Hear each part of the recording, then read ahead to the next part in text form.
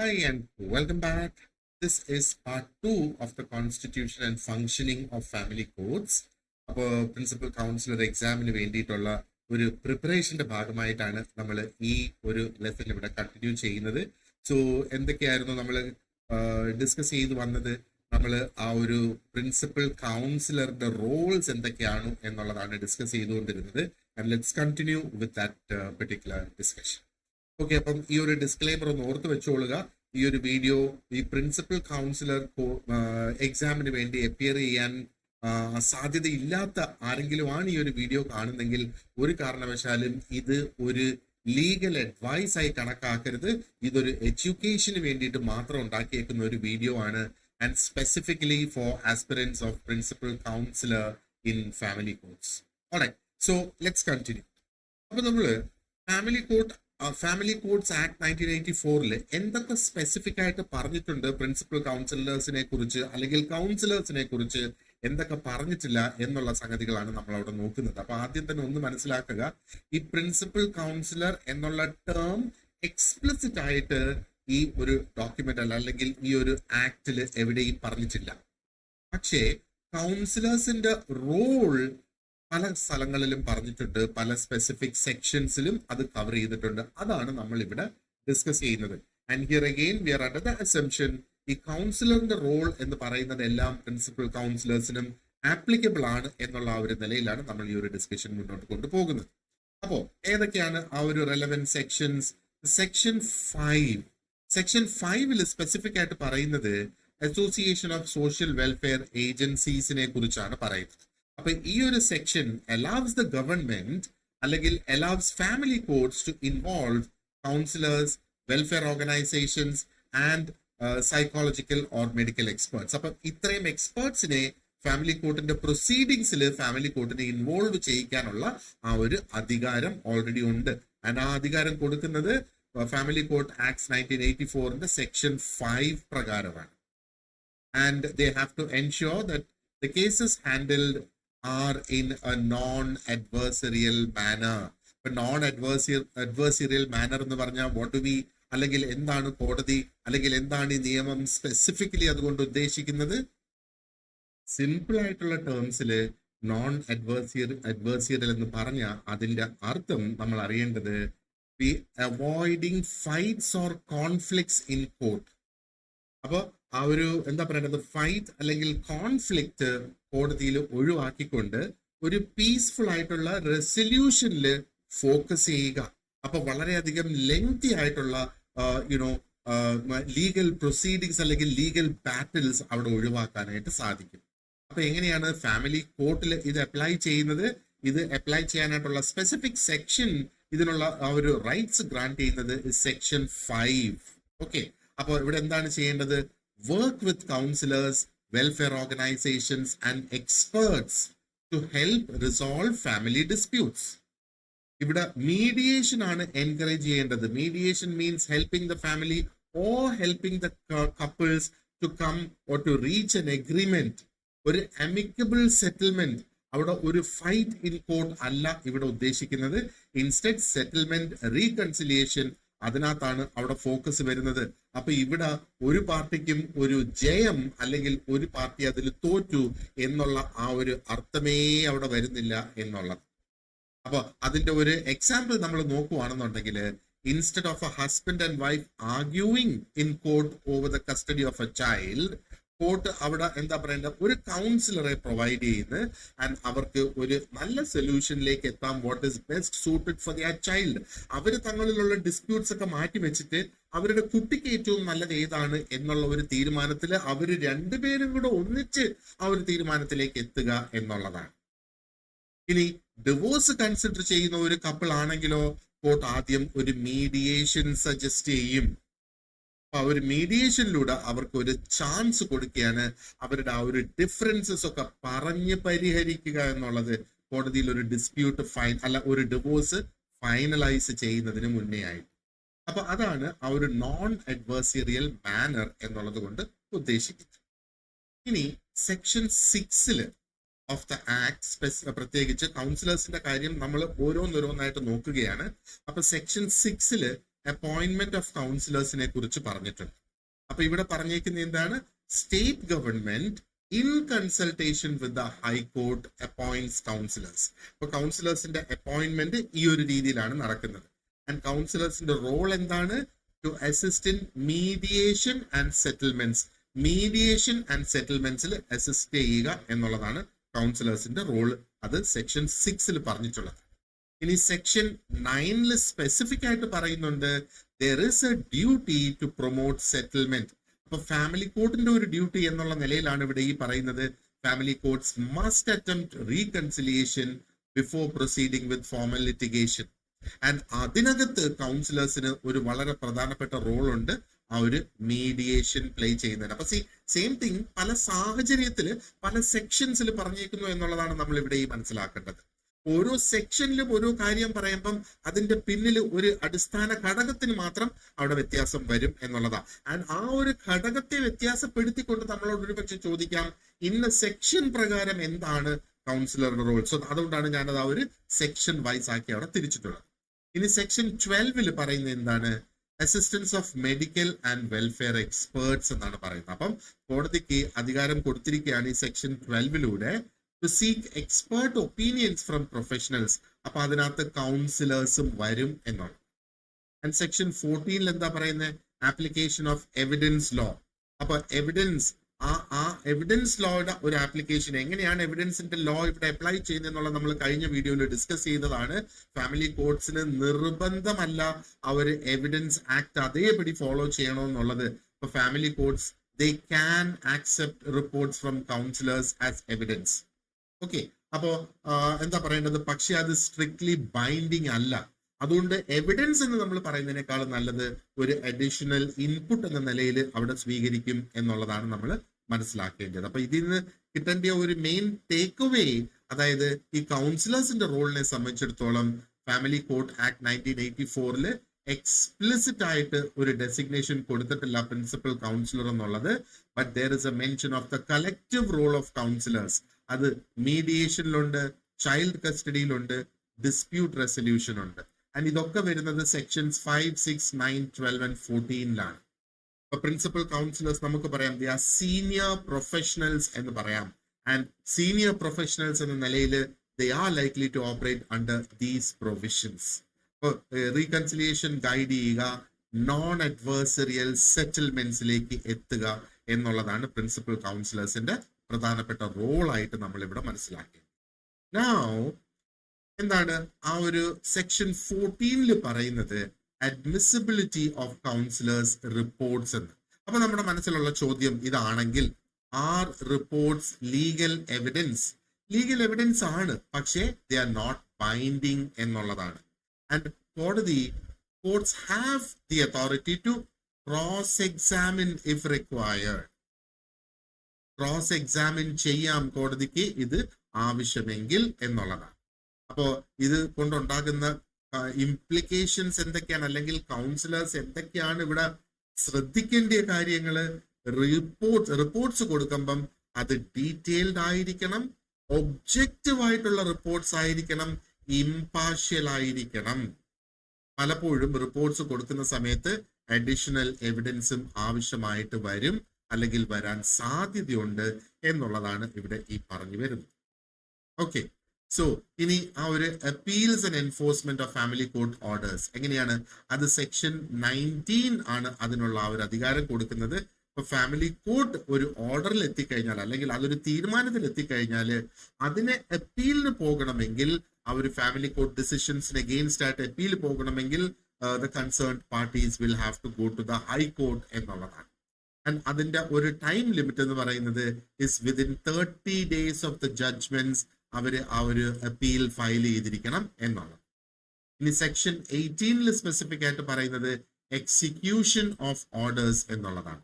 ഇപ്പൊ family കോർട്ടിന്റെ decrease അല്ലെങ്കിൽ family കോർട്ടിന്റെ orders എന്ന് പറയുന്നത് ജസ്റ്റ് ആ ഒരു സിവിൽ കോർട്ട് ഡിക്രി എങ്ങനെയാണോ എൻഫോഴ്സ് ചെയ്യുന്നത് അതേപോലെ ആയിരിക്കും ഫാമിലി കോർട്ടിന്റെ ഓർഡേഴ്സും എക്സിക്യൂട്ട് ചെയ്യുന്നത്. And maintenance orders, specifically maintenance orders, അത് CRPC പ്രൊസീജിയേഴ്സ് അനുസരിച്ചും അത് എക്സിക്യൂട്ട് ചെയ്യാം എന്നുള്ളതാണ് നമ്മൾ മറ്റൊരു സംഗതി ഇവിടെ മനസ്സിലാക്കേണ്ടത്. Okay, so in short, family codes act 1984 അത് ഉറപ്പുവരുത്തുന്നത് എന്താണ്, അല്ലെങ്കിൽ വാട്ട് ഇസ് ഇറ്റ്? ഒരു സ്പെഷ്യലൈസ്ഡ് ആയിട്ടുള്ള കമ്പാഷനേറ്റ് ആയിട്ടുള്ള ഡിസ്പ്യൂട്ട് റെസൊല്യൂഷനുള്ള ഒരു പ്രോസസ്സാണ് ഈ ഫാമിലി കോഡ്സ് ആക്ട് 1984 എസ്റ്റാബ്ലിഷ് ചെയ്തെടുത്തിരിക്കുന്നത്. അപ്പൊ ഇതിന്റെ കീ ഫോക്കസ് എന്ന് പറയുന്നത് is on mediation and reconciliation over litigation. Litigation അല്ല ഇവിടെ പ്രധാനമായിട്ട് ഉദ്ദേശിക്കുന്നത്. ആ ലിറ്റിഗേഷനിലേക്ക് പോകുന്നതിന് മുന്നേ മീഡിയേഷനും റീകൺസിലിയേഷനും ഒരു ഹോളിസ്റ്റിക് ആയിട്ടുള്ള ഫാമിലി സെൻട്രിക് അപ്രോച്ച് ആണ് ഇവിടെ എടുക്കുന്നത് എന്ന് വേണമെങ്കിൽ നമുക്ക് പറയാം. And protection of child welfare and family stability ഒരു ഉദ്ദേശമായി തന്നെ ഈ ഒരു കോടതി കണക്കിലെടുക്കുന്നുണ്ട്. ആൻഡ് പ്രിൻസിപ്പൽ കൗൺസിലേഴ്സിന് വളരെ ക്രൂഷ്യൽ ആണ് അവരുടെ റോൾ ഇവിടെ ആ ഒരു കോടതിയുടെ സ്മൂത്ത് ആയിട്ടുള്ള ഫങ്ഷനിങ്ങിനും ജസ്റ്റ് ആയിട്ടുള്ള ഔട്ട്കംസ് ഉറപ്പുവരുത്തുന്നതിനും വേണ്ടി. അപ്പോൾ നമ്മൾ ഈ ഒരു സെഷൻ, അപ്പൊ നമ്മുടെ ഡിസ്കഷൻ ഇവിടെ കംപ്ലീറ്റ് ആയിട്ടുണ്ട്. അപ്പൊ ഈ ഒരു സെഷൻ വൈൻഡ് അപ്പ് ചെയ്യുന്നതിന് മുന്നേ കുറച്ച് ക്വസ്റ്റ്യൻസ്, അതായത് നിങ്ങൾക്ക് പ്രാക്ടീസിന് വേണ്ടി നൽകിയിട്ടുള്ള ചോദ്യങ്ങളുടെ ഭാഗമായ കുറച്ച് സെലക്റ്റഡ് ആയിട്ടുള്ള ഒരു 7 ക്വസ്റ്റ്യൻസ് നമുക്ക് ആ ഒരു കോൺസെപ്റ്റ് കൃത്യമായിട്ട് മനസ്സിലായിട്ടുണ്ടോ എന്ന് ഉറപ്പുവരുത്തുന്നതിന് വേണ്ടി നമുക്കൊന്ന് ഡിസ്കസ് ചെയ്യാം. So here is the first one. 9ാമത്തെ ക്വസ്റ്റ്യൻ ആണ് നിങ്ങളുടെ പ്രാക്ടീസ് ക്വസ്റ്റ്യൻസിന്റെ കൂട്ടത്തില്. Now, why does the Family Codes Act 1984 give preference to women in judicial appointments? എന്തുകൊണ്ട് സ്ത്രീകൾക്ക് അവിടെ പ്രാധാന്യം കൊടുക്കുന്നു ജഡ്ജസ് ആയിട്ട് എന്നുള്ളതാണ് ഫാമിലി കോടതിയിൽ. അപ്പോ to ensure gender equality in the judiciary, അതാണോ റീസൺ? അതോ to ensure a more empathetic approach in family matters? അതോ because male judges are not allowed to handle family cases, അതാണോ? Or to comply with international human rights laws? അപ്പോ ഇതിന്റെ answer option B ആണ്. നമ്മൾ നേരത്തെ discuss ചെയ്തതാണ്, to ensure a more empathetic approach in family matters. അപ്പോ നമ്മുടെ പൊതുവെയുള്ള ആ ഒരു വിശ്വാസം, അല്ലെങ്കിൽ എന്താ പറയേണ്ടത്, ഇതാണ് that when it comes to family matters സ്ത്രീകൾക്കാണ് അതിനെ കുറച്ചും കൂടെ എംപത്തറ്റിക് ആയിട്ട് അപ്രോച്ച് ചെയ്യാനായിട്ട് സാധിക്കുക. അപ്പോ ഈ കോടതികളുടെ പ്രത്യേക ഉദ്ദേശം എന്താണ്? അതിനെ ബ്രേക്കപ്പ് ചെയ്യുന്നതിന് പകരം, ഒരു ഫാമിലി റിലേഷൻഷിപ്പ് ബ്രേക്കപ്പ് ചെയ്യുന്നതിന് മുന്നേ എല്ലാ പോസിബിൾ ഓപ്ഷൻസും നോക്കണം ഫോർ എൻ എമിക്കബിൾ സെറ്റിൽമെന്റ് എന്നുള്ളത്. ഓക്കെ, അടുത്ത ചോദ്യം ഇതാണ്, ക്വസ്റ്റ്യൻ നമ്പർ 10. പക്ഷെ നമ്മുടെ രണ്ടാമത്തെ ചോദ്യം, in what way do family codes differ from civil code in their approach to legal proceedings? ഇപ്പൊ ഫാമിലി കോടതിയും സിവിൽ കോടതിയുമായിട്ട് കമ്പയർ ചെയ്യുമ്പോഴത്തേക്ക് അവരുടെ ലീഗൽ പ്രൊസീഡിങ്സിൽ എന്താണ് ഇവിടെ ഒരു ഡിഫറൻസ് എന്നുള്ളതാണ്. So option A, family code strictly follows the civil procedure code, or family codes prioritize litigation over mediation, അത് ശരിയാണോ? Or family codes focus on informal and conciliatory proceedings, അതോ family codes do not have any legal authority എന്നുള്ളതാണ്. അപ്പൊ option C ആണ് നമ്മുടെ right answer, അല്ലേ? അപ്പൊ family കോഡ്സിന്റെ പ്രധാന ഫോക്കസ് എന്താണ്? ആ ഒരു ഇൻഫോർമൽ ആയിട്ടുള്ള ഒരു കൺസീലിയേറ്ററി പ്രൊസീഡിങ്സ് നടത്തുക എന്നുള്ളതാണ്. Okay, number 11. A couple has been in dispute over their child's custody.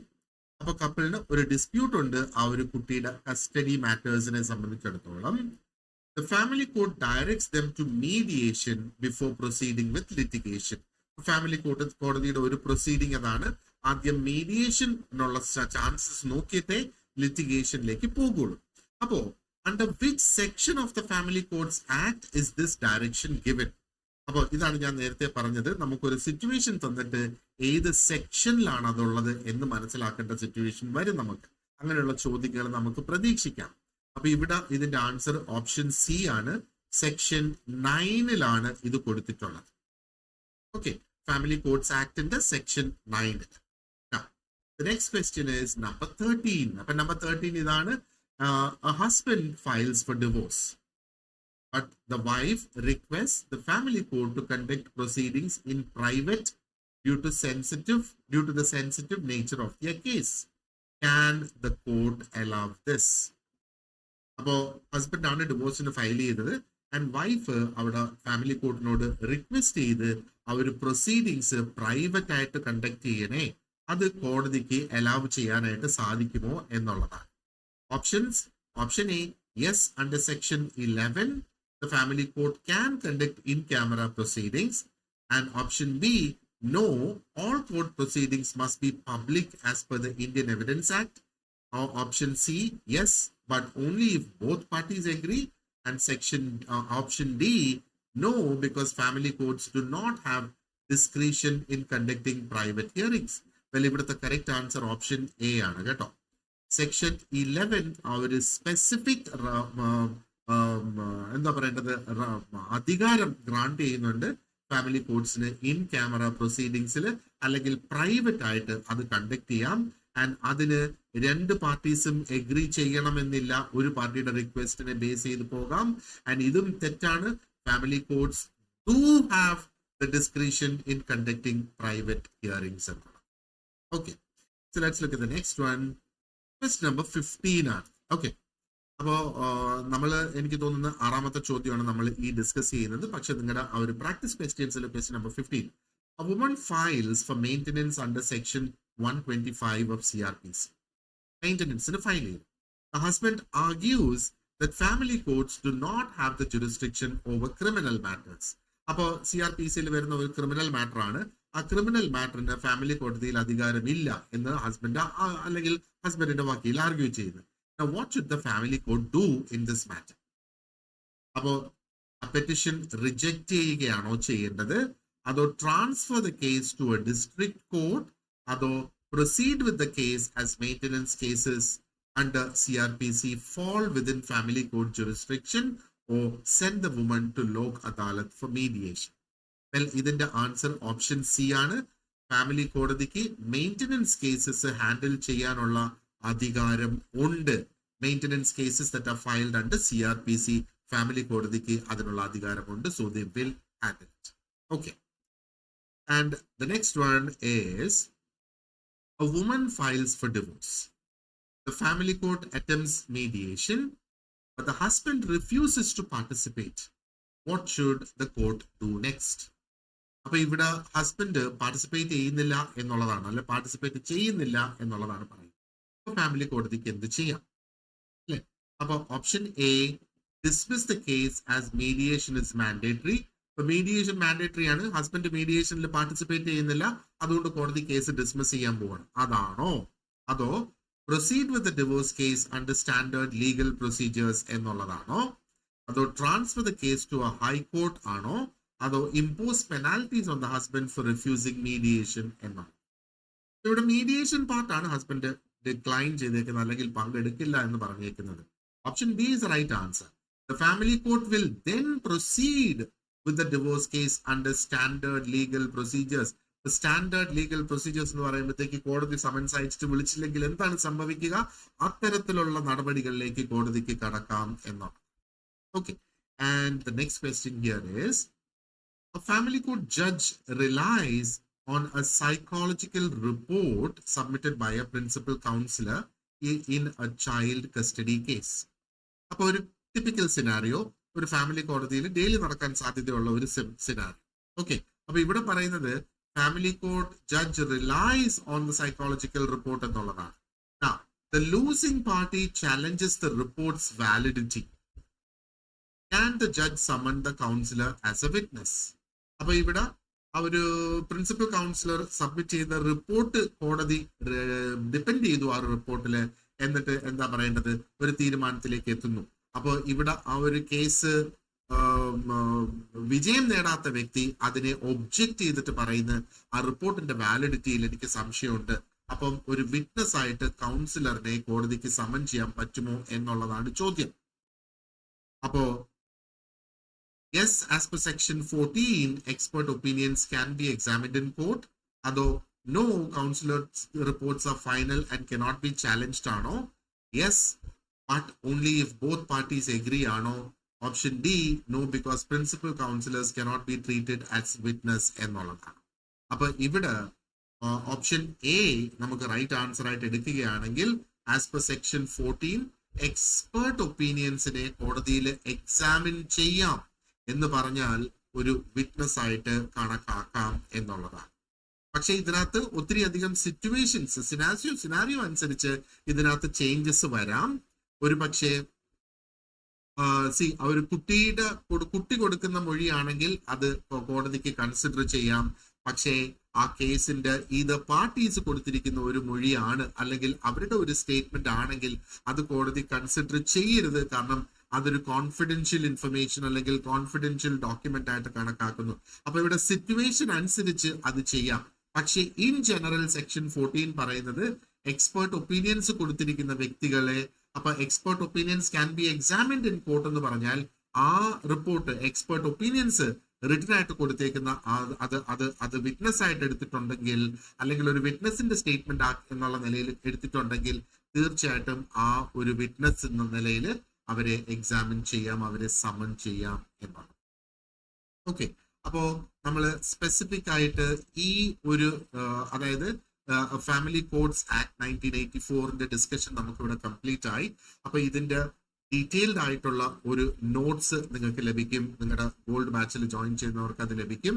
And ഒരുപാടധികം പ്രാക്ടീസ് ക്വസ്റ്റ്യൻസ് കഴിഞ്ഞ വർഷങ്ങളിലൊക്കെ നടന്ന പരീക്ഷകളുടെ ക്വസ്റ്റ്യൻസും നമ്മൾ ഈ ഒരു നിയമത്തെ റിലേറ്റ് ചെയ്യുന്നുള്ളതെല്ലാം സ്പെസിഫിക് ആയിട്ട് ഈ നോട്ട്സിന്റെ കൂടെ അറ്റാച്ച് ചെയ്തിട്ടുണ്ട്. So that will again be of great help for you എന്നുള്ളതാണ്.